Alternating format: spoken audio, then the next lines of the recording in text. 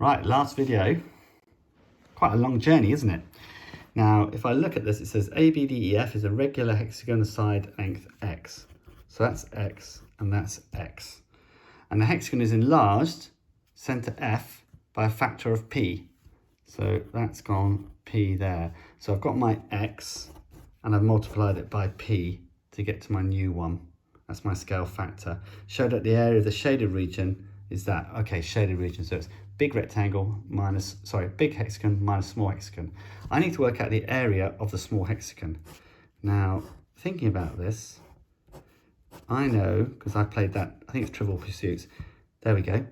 So I've got 6 lots of little mini equilateral triangles, okay? Because I know that that's 60 degrees, that's 120, because I know in a hexagon it's all 60, 60, 60. So that's 6 lots, and I also know that it's a half, because the formula is a half AB sine C. That's the formula you get when you're doing higher maths for triangles, and A and B are your lengths, and that's X and X. So in the end, I know that the area of this is 3x squared sine 60. And I should also know, you should also know, that sine 60 is root 3 over 2. It's one of those things you've just got to remember. So that's my little one. Now obviously my big guy is going to be very, very similar to that, but instead of x, it's going to be xp. So it's similar to that. So it's still going to be 3 and then xp all squared root 3 over 2. So that's got to be, by extension, the answer for the big guy. So now I'm going to minus the little one from it because I'm taking one away. And then look what I notice. I've got common factors here of 3 root 3, 2. And I've got an x squared. That's common there and there. Open bracket, I've got my 1p squared left minus my 1. And then let's just hope, there you go, it's the same. Same as that. 4 marks. Thank you very much. And then onto this one here. What's the lowest common multiple of these 5 numbers? Now, it can look really, really tricky. Lowest common multiple is the highest number it gets to. So clearly, that's smaller than that, that's smaller than that. So all of these are smaller than that fella. But is that a factor of this one? Well, yes, because it's got 98 times in there. So this is a factor. They're all a factor of this one there. 1 mark. It's worth just having a go, guys. Even if you didn't know what you're doing, putting that in there. And that gets you your 1 mark. And then finally, some really tricky questions here. So let's just see how I can do this. I want the ratio of C to D. So I've got all of this. So what I'm going to do is I'm going to first of all clean it all up. Get rid of a C from both sides. And get rid of that D on the right hand side. So there we go.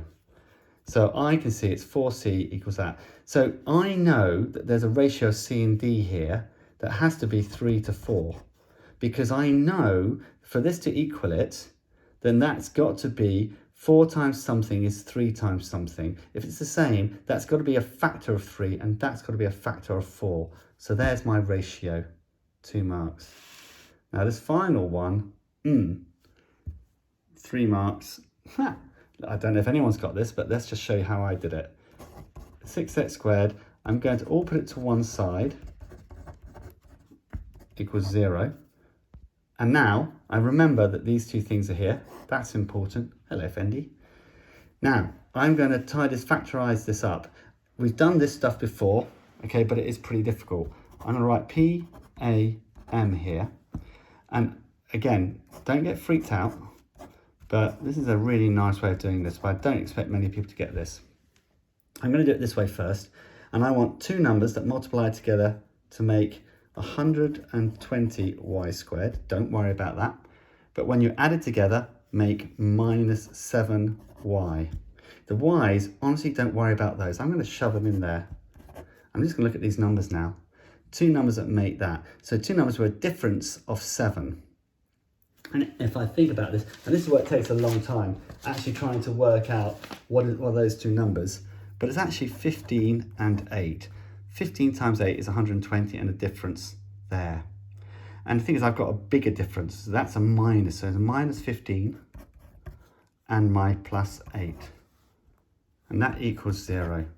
So now I can say I can divide everything by 2 here. So I get 3x squared plus 4y.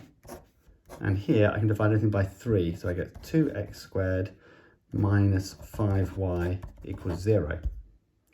Now, in order for this to work, I can't use these values here because x is greater than y, sorry, x is greater than 0, y is greater than 0. So these won't work as factors. They won't work as factors. So they're just I can't, to make this 0, I can't do that if they're going to be positive. They've got to be minus numbers, but here I can. So in the same way here, it's exactly the same idea as the one above. That's got to be, oh, x squared, get rid of those things. What are you doing, Simon? Doesn't make sense, does it? So here goes, confusing me for a second. So that's got to be the 5 to 2, and that's my ratio there. Hope all of this has helped. Hope the video goes well, and I'll see you soon.